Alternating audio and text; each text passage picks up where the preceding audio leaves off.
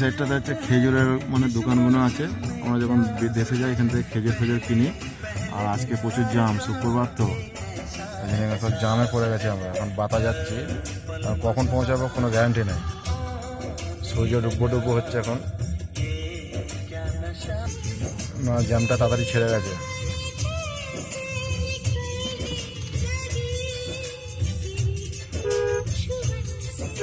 এটা হচ্ছে metro rail line.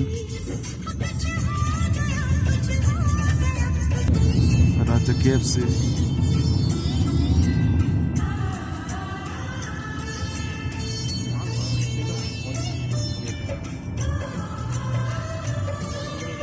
ওই দিকটাতে প্রচুর জাম, আর এই দিকটাতে পুরো ফাঁকা।